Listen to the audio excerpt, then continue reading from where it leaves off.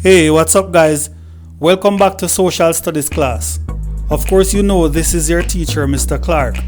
Now today we are going to be looking at the second part of our video that we started in the last class. We're going to be doing a CSEC past paper review. So we're looking at the 2014 past paper 2, and we did the first part in another video. We did questions 1 to 3. So we're going to be doing questions 4 to 6 in this video. Alright, now before we begin today's lesson, as usual, you know that we encourage those persons that are new to subscribe to the channel, and we want to also extend our love and appreciation to those persons who have been supporting the channel. I really appreciate the love that I've been feeling from you guys. Thank you for liking the videos. Thank you for sharing them. Continue to give us some feedback and tell us what you think about each video that we put out. Alright, so thank you so much for your continued support. Alright, so let us get straight into today's paper. So the first question says 4A, name 2 characteristics of a population other than age. Alright, so the answer here, other characteristics of a population are ethnicity, religion, employment, and size. Right, of course, you know, age and gender are probably the 2 most popular characteristics of a population, right? So there are other characteristics that you could write. Ethnicity, religion, employment, and size are examples of answers that you could choose from. Alright, so we move on to 4B. Define the term dependency ratio of a population. Alright, so my answer here, dependency ratio is a term that describes the ratio of dependents, that is young children and retired persons, to the number of economically productive people. Right, so when we speak about the dependency ratio, we're talking about a ratio of one group of persons in relation to another. Right, so in the first group we normally have young children and retired persons. Those are persons that we refer to as dependents. Right, so these persons in comparison to adults that are economically productive, that is really what we refer to as the dependency ratio. Alright, so let us move on to our next question. Alright, so here we're seeing a population pyramid. So let us try and understand the pyramid first of all. Alright, so figure 1, population pyramid of country X. So on one side of the population pyramid, it is showing you the numbers for males, and on the other side it is showing you the numbers for females, and in the middle, of course, you have the different age groups, right? And at the bottom of the pyramid, it is showing you the population in numbers in thousands, right? So basically that is it as it relates to understanding the pyramid. I'm going to encourage you to pay close attention to the age group 25 to 29 and 75 and older, right? Because that is where your questions will come from on this particular pyramid. Alright, so see the questions now. Use the population pyramid of country X to answer parts C1 and C2. Give one possible reason for each of the following. Alright, so C1 says the large population in the age group 25 to 29.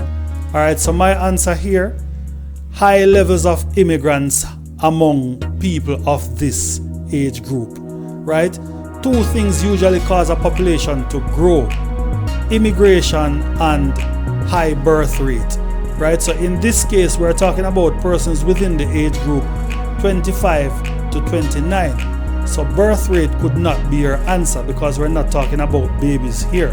Right, we're talking about adults in a particular age group 25 to 29. Right, so the obvious answer here is that there must have been a high number of immigrants coming in the country of this particular age. Right, so that's my answer for C1. Alright, now for C2, the size of the population in the age group 75 years and older, right? So one possible reason for the size of the population in the age group 75 and older, my answer, high emigration levels among elderly citizens in this particular age group, right? Now, usually when a population decreases, as is the case with the 75 and older age group on this particular population pyramid, it is usually emigration or death that causes a population to decrease in size, right? So my answer is that there might have been high emigration among persons of this particular age group, right? Some persons after retirement, they tend to move to other countries to live, right? So emigration could be a possible answer.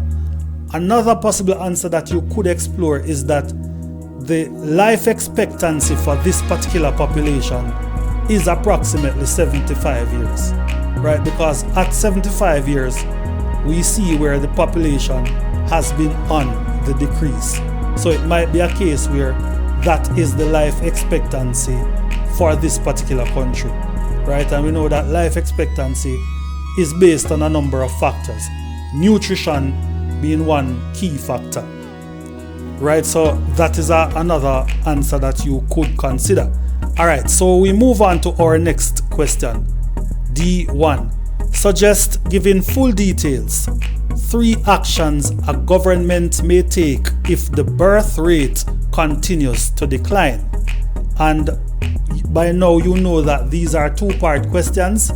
So the other part to this question, you're going to have to justify your answer, explain fully why each action suggested in D1 is likely to be successful. Alright learners, so I don't want you to shy away from these questions. They always come, they are going to be there, so you just have to make up your mind to do a lot of writing, right? So in social studies, if you plan to do social studies, you have to make up your mind that you are going to write, right? You're going to write for your grade. Alright, so my answer here is that the government can provide incentives in the form of welfare assistance to every newborn and their parents, right? So this is likely to be successful as families would feel more confident to produce more babies with the assurance that they will be adequately cared for, right? So probably a reason why the birth rate has been on the decline is that most persons are reluctant. Everybody knows how expensive it is to take care of a young baby. So some persons would rightfully be reluctant, especially if you're not working, right? So if the government provides some form of incentives to the prospective parents, right, and give them the assurance that the child will be adequately cared for, then this is a strategy that I think could really help to increase the birth rate. Alright, so let us move on to our next strategy. Another strategy that the government may use is to educate the population as to the effects of depopulation and the importance of maintaining population growth.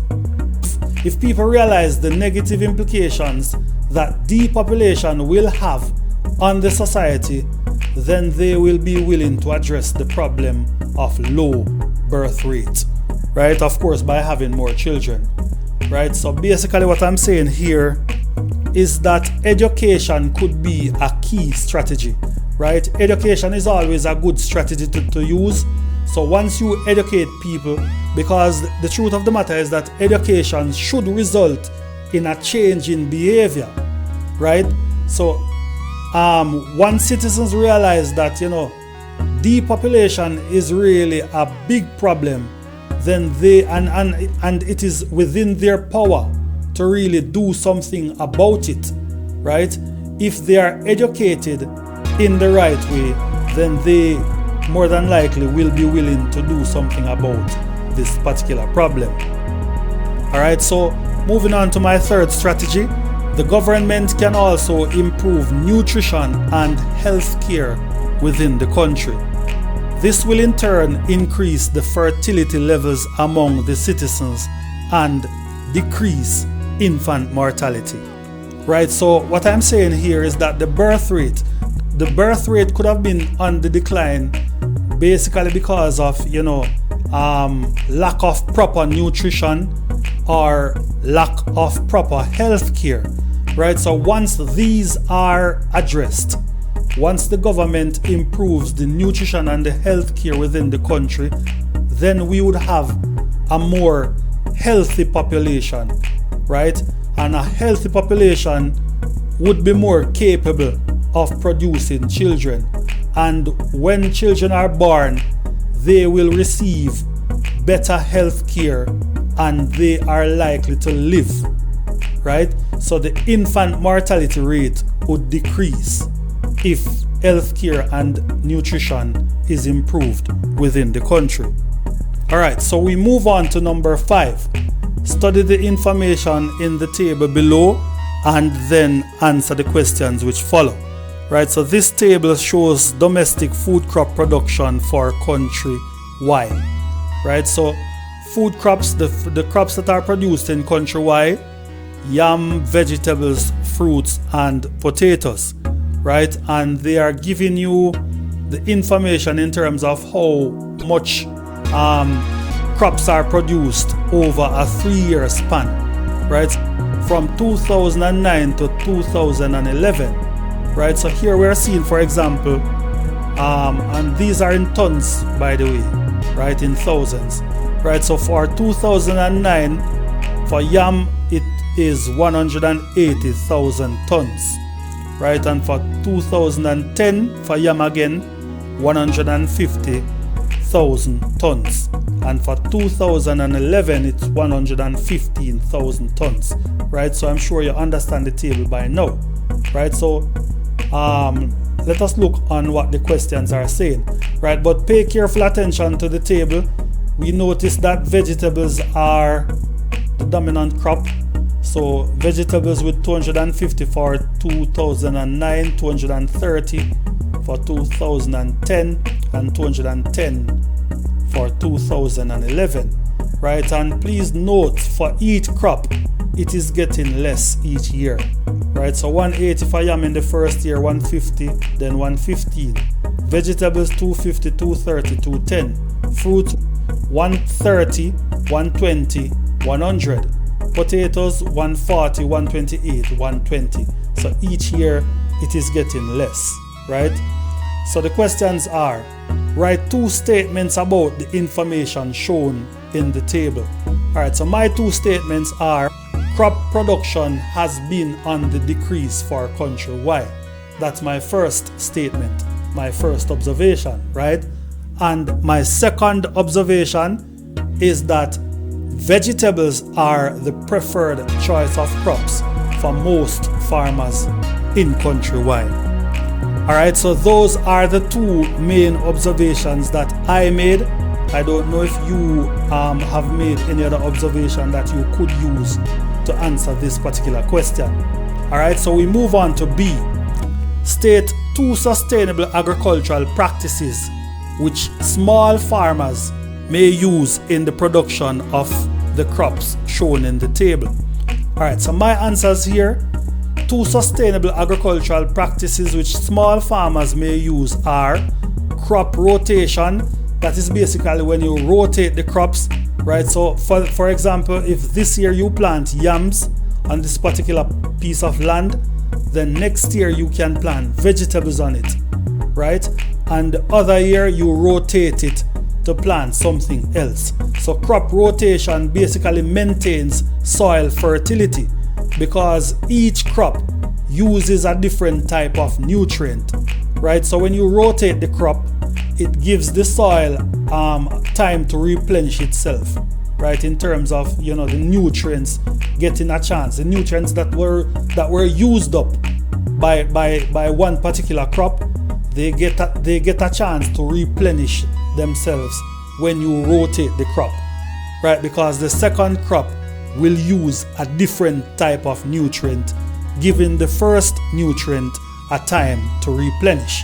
Alright, so contour plowing again is another agricultural practice that you may consider. Contour plowing, when you basically make furrows in the soil to really prevent soil erosion. Terracing, right? So terracing is another practice that you may use, agricultural practice. Terracing is basically making step-like structures to reduce the speed of water on the land. You usually do terracing on a hillside, right? So it reduces the speed of the water and it prevents soil erosion, right? Or the use of fertilizers to maintain soil fertility, right? So that one I think everybody would be familiar with. All right, so let us move on to our next question.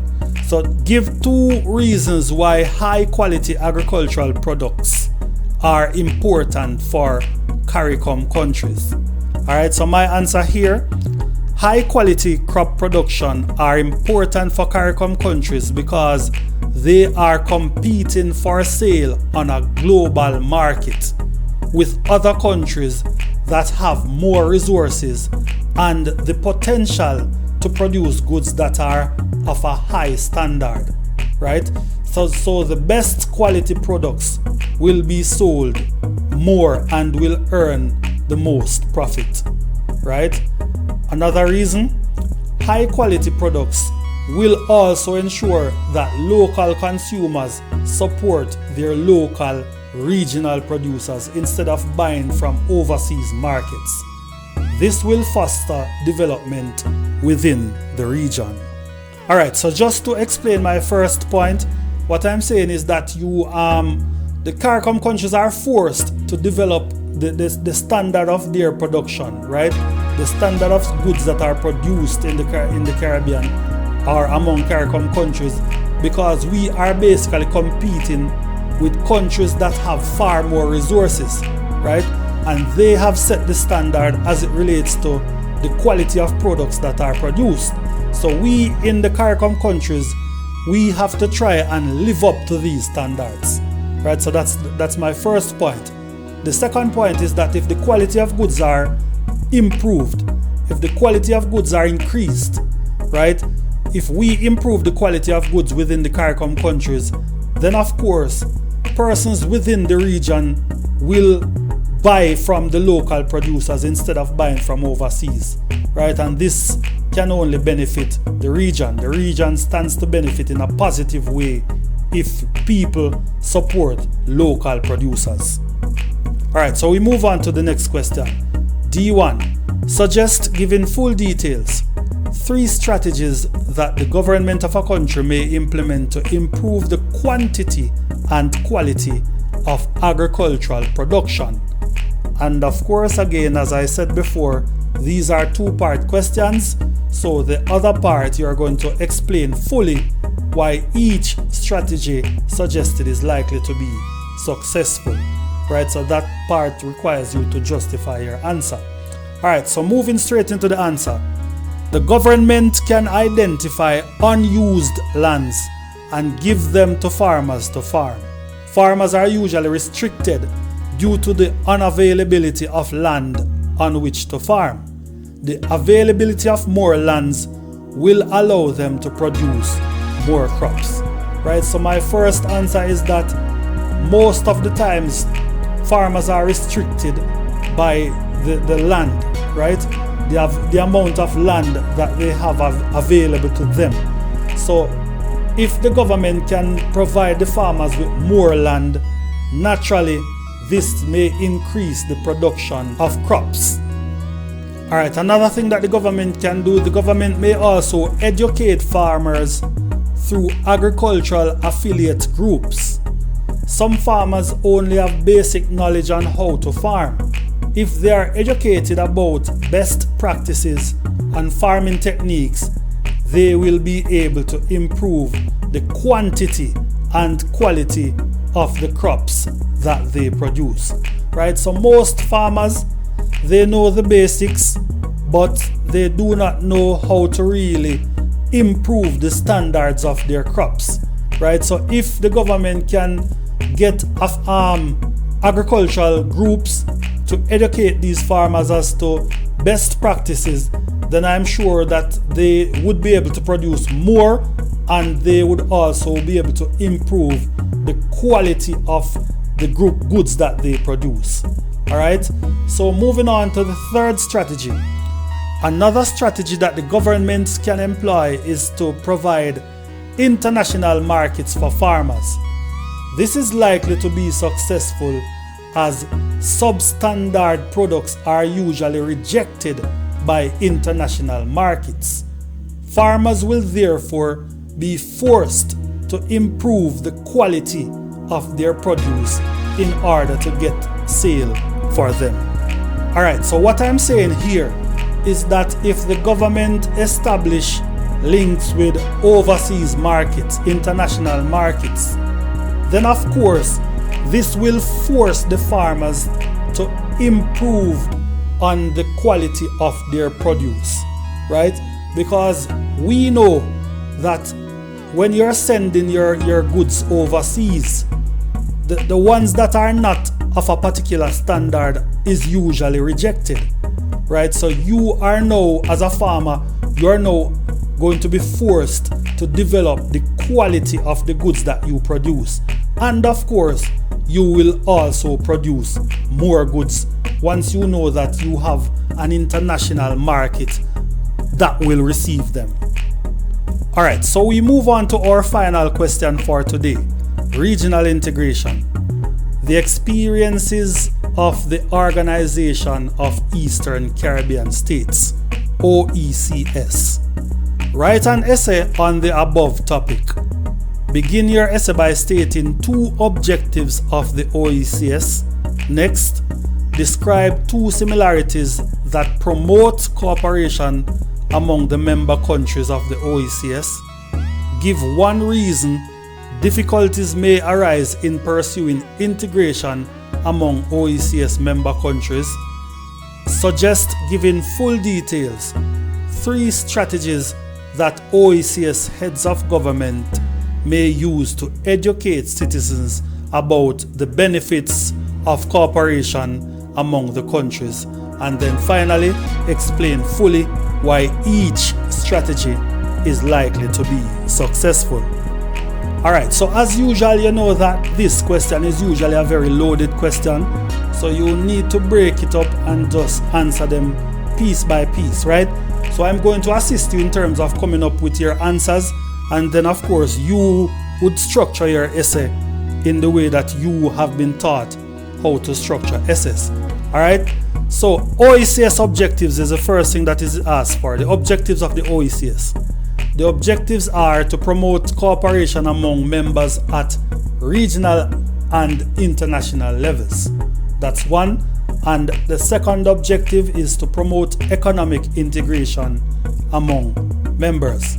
Alright, now the second part of the question asks for similarities, right, that cause them to integrate, right?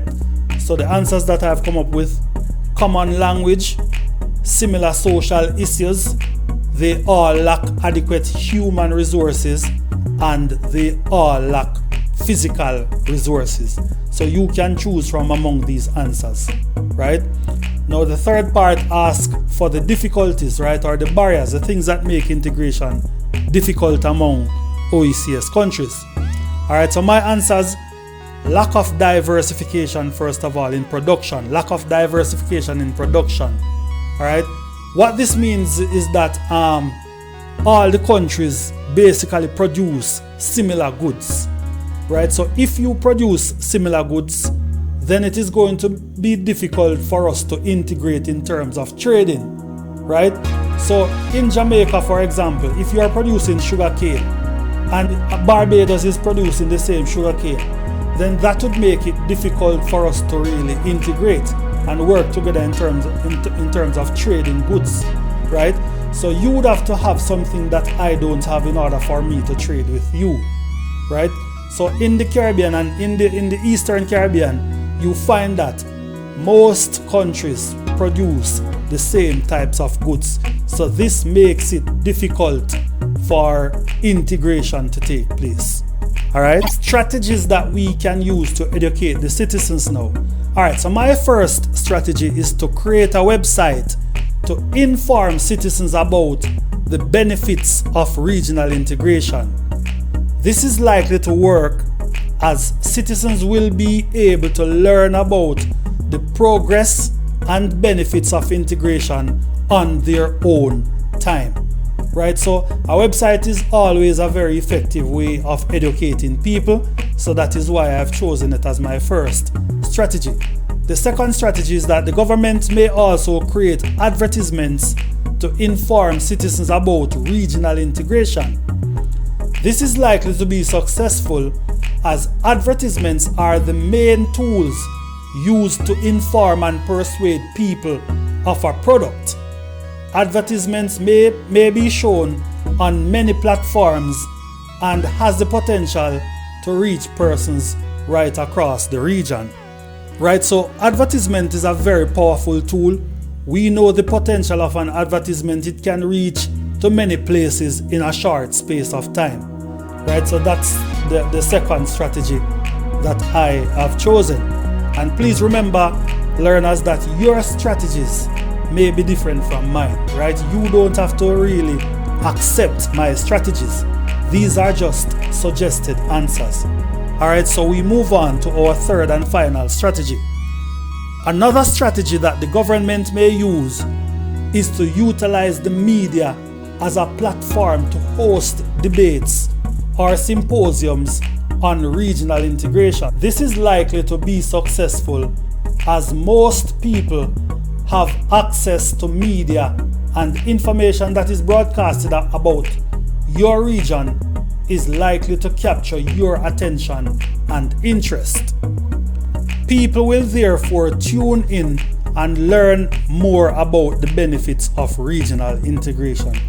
Of course, we know that not everybody is interested in information about regional integration, but there are persons that would really appreciate any media program that hosts debates about regional integration, right? So while everyone may not be interested, there will be some persons that will find it interesting, and that is why it is likely to be a successful strategy. Alright, so that is where we're going to stop for today.